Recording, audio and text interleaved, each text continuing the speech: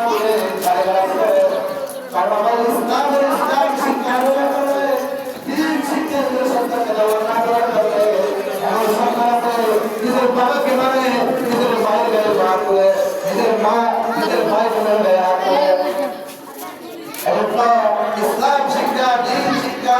বর্তমান যুগে প্রতিটি মানুষকে দেওয়া প্রতিটি ঘরে দেওয়া হয় কারণ ইসলাম শিক্ষা দিয়ে আজকে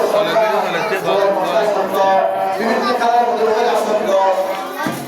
আজকে আমরা মনে করি আমাদের সন্তানকে একটু ঠান্ডা করলে একটু অস্থির করে মোবাইল দিয়ে বসে রাখি মোবাইল দেব এই মোবাইলের কারণে আজকে জাতি ধ্বংস হয়ে গেছে আজকে ক্লাস করে মাত্র এসএসসি করে গেলেই মাস্টার্স করে গেলেই কিন্তু সবাই ফেল করে ওকে বাস করে না আত্মহত্যা করে নিজের জীবন কি করে দেয় মূল কারণ হচ্ছে মোবাইলের নেশার কারণে মোবাইল দেওয়ার কারণে সন্তান দিন প্রতিদিন তার মাথা করে যায় তার চিন্তা বেড়ে যায় কোন গেমস খেলবে কি দেখবে এগুলো সবাই নিয়ে সবসময় ব্যস্ত থাকে এজন্য বর্তমান সন্তানরা বাবার কথা শোনো না মায়ের কথা শোনো না সন্তান যখন কান্না করবে সন্তানকে বুঝাইতে হবে সন্তানকে দিন শিক্ষা আল্লাহর প্রতি ব্যবহার করবে আমরা ছোটবেলায় দেখেছি যখন সন্তান কান্না করে বাচ্চাও সবাইকে বোঝাই না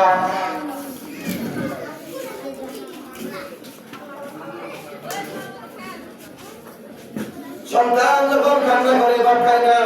রাস্তা খায় না মোবাইল দেখায় কারণ দেখায় কিন্তু এগুলো সন্তানকে ধ্বংস করার কারণ আপনি সন্তান কান্না করলে বর্তমান সমাজ এগুলো সব কান্না করলো আগে ছোটবেলায় দেখতাম আল্লাহর কথা বলতো আল্লাহ সাল্লাহ করতে ওই যে আসমান থেকে দেখাইতো আসমান থেকে দেখাইতো আল্লাহর কথা বলতো কালিমা পড়াইতো আল্লাহর প্রশংসা বায়ু করে সন্তানদের বিগত সান্ত্বনা দিত কিন্তু বর্তমান সময়ে আমরা মোবাইল দিয়ে সন্তানকে কি করে সান্ত্বনা দিই আসলে সান্ত্বনা চিরস্থায়ী কিন্তু সেই সন্তান যখন ধ্বংসের কারণ হবে সেই সন্তান নিজের মাকে মারবে সেই সন্তান নিজের বাবাকে এখান থেকে নিরাপদ করবে না এজন্য আমরা সন্তানকে সুশিক্ষিত করি সুশিক্ষা বলতে কোরআন শিক্ষা ইসলাম শিক্ষা এখন বুঝে আসলো আপনার হয়ে যখন সন্তান হয়ে যাবে তখন বুঝবা সন্তান আপনার খবর নিবে না সন্তান ভালো খাইবে সন্তান লাখ টাকা বাইক হয়ে যাবে মাকে খবর নিবে না শুনবে না মাকে ভালো করে দেখবে না এগুলো দোষ আমার আপনার সন্তানের দোষ নয় আপনার নিজের দোষ কারণ আপনি আপনার সন্তানকে দিন শিক্ষা দেন নাই কোরআন শিক্ষা দেন নাই এটা আপনার সন্তানকে হাজার বছর পরে উচিত হয় না এবং জুমার নামাজ পড়তে যায় না অসংখ্য নামাজ পড়তে দূরের কথা জুমার নামাজ যায় না এলাকায় বড় নাম্বার তো অনুষ্ঠান হলে ওকে লাগাতে পারবে বলেছি আজকে আমাদের প্রধান অতিথি আমাদের মঞ্চে উপস্থিত হয়েছেন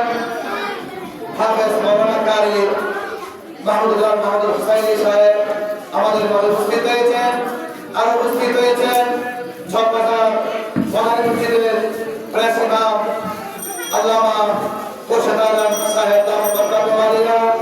আমাদের মাঝে উপস্থিত হয়েছেন অত্র এলাকার কৃতি সন্তান জনাব মোহাম্মদ নূর নবী সাহেব আমরা যারা কেউ বাইরে আছি আমরা সবাই মঞ্চ উপস্থিত হয়ে মঞ্চ করা আছি আসসালামু আলাইকুম ওয়া রাহমাতুল্লাহি ওয়া বারাকাতুহু